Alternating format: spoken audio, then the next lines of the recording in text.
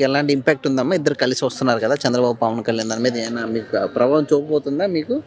మాకు అలాంటిదేం అనిపించలేదండి. అతను ఏదో వాళ్ళేదో ఏసిన యాసాలు మళ్ళీ రెండోసారి రిపీట్ చేస్తే అందరికీ తెలుస్తదనేసి ఒకప్పుడు యెల్లో జెండా ఒకటే తిరిగేది.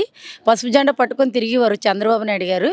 ఇప్పుడు కొద్దిగా వైట్ జెండా తిరిగి దాని మీద స్టార్ వేసుకొని తిరిగినట్టు అనిపించిందే కానీ వాళ్ళేమీ మారుతారు అని మారే మనుషులుగా ప్రజలకేం అనిపించలేదండి. మాకు కూడా అనిపించలేదండి. ముఖ్యంగా మహిళలు, బీసీ క్యాస్ట్ వాళ్ళు వీళ్ళే టీడీపీ పార్టీకి దన్న అంటున్నారు. మీరు చూస్తే అలా మాట్లాడుతున్నారేమ్మా? మరి మీరంతా సపోర్ట్ చేయరా చంద్రబాబుకి? వచ్చే ఎన్నికల్లో ఓట్లేరా? ఎలాగేస్తామండి? బీసీ సపోర్ట్ చేయడానికి అతను బీసీ వాళ్ళనే ముంచేసి వెళ్ళిపోయాడు. 14 సంవత్సరాలు కష్టపడి ప్రజలందరినీ దోసుకొని మంచి కరోనా టైం అప్పులోని ఇద్దరు కూడా తలుపులు బంధించుకొని ఎక్కడ కరోనా వచ్చేస్తుందేమో అనేసి చెరుకు పక్క ఏసీ గదుల్లో పడుకుండిపోయారు. మరి వాళ్ళేమి మాకు చేస్తారని మేము అనుకుంటాం చెప్పండి? ఎప్పుడైనా కొన్ని కరోనా టైంలోనే వచ్చి ఏ రోజైనా కనబడ్డారా? 2 సంవత్సరాలు కరోనా, విచిత్రమైన కరోనాలోని కొందరు లక్షలాది మంది ప్రజలు గిలగిలా కొట్టుకొని చనిపోయిన వాళ్ళు చాలామంది ఉన్నారు. తల్లికి పిల్ల లేదు, పిల్లకి తల్లి లేదు.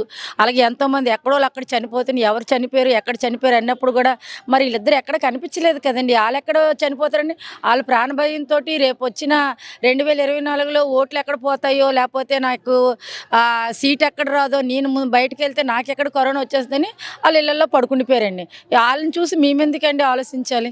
వేరే ఈసారి మహిళలుగా సపోర్ట్ చేయరమ్మా? అస్సలు లేదండి. మహిళలకు కాదు కదండి, జనరల్గా వాళ్ళకి ఎవ్వరు కూడా సపోర్ట్ చేసే ప్రస్తాపనే లేదండి. ముఖ్యంగా పవన్ కళ్యాణ్ ముఖ్యమంత్రి గారి మీద కొంచెం ఘాటు వ్యాఖ్యలు చేశారు. నాకు 4వ భార్య అంటూ కూడా మాట్లాడారు. ఒక మహిళగా ఎలా చూస్తారమ్మా దాన్ని? అతనికి ఆడవాళ్ళంటే బాగా అలవాటు అయిపోయిందండి. ఎందుకంటే భార్యలు మార్చడం అతనికి టార్గెట్ ఎలాగా ఉంది కాబట్టి మళ్ళీ 4వ భార్యని చేసుకోవాలి మోజులో ఉంది. ఇప్పుడు ఏ హిందీ అమ్మాయినో లేకపోతే ఇంగ్లాండ్ అమ్మాయినో చేసుకున్నాడు. మళ్ళీ ఇప్పుడు ఏ రష్యా అమ్మాయినో చేసుకుందామని ఆశగా ఉందేమో. ఈసారి ముఖ్యమంత్రి అయిపోదాము, ఏ రష్యా అమ్మాయితో వెళ్ళిపోదామని కంకణం కట్టుకున్నాడేమో. అందుకే 4వ భార్య మీద మోజు వెళ్తుంది. కుర్రోడికి మరి స్పీడ్లో ఉన్నాడు కదా, దత్తపుత్రుడు, అసలే అన్ని వేళల్లో తోడుగా ఉంటాడు వాళ్ళ డాడీ. ఆ పప్పుగోడిని ఎలాగా పక్కన పెట్టేశాడు. చిన్నప్పటి నుంచి ప్రజల్లో నుంచి వస్తేనే ఆ పోస్ట్కి అరుగుడు. అంతేగాని నాకు డబ్బు ఉంది, వాదా ఉంది అని పోజులు చూపించుకొని వస్తే అది మంత్రి పదవి కాదు. ప్రజల్లో నుంచి వచ్చిన తర్వాత ప్రజల బాధలు ఇలా ఉన్నాయి, వీళ్ళు ఇన్ని కష్టాలు పడుతున్నారు. కేజీ బియ్యం ఎంత అని అడగమనండి అతన్ని. ఆ రేట్ ఎంత అడగమనండి. కేజీ ఆయిల్ ప్యాకెట్ ఇప్పుడు ఎంత ఉన్నదని అడగమనండి. కేజీ ఉల్లిపాయలు ఎంత ఉన్నాయో అడగమనండి.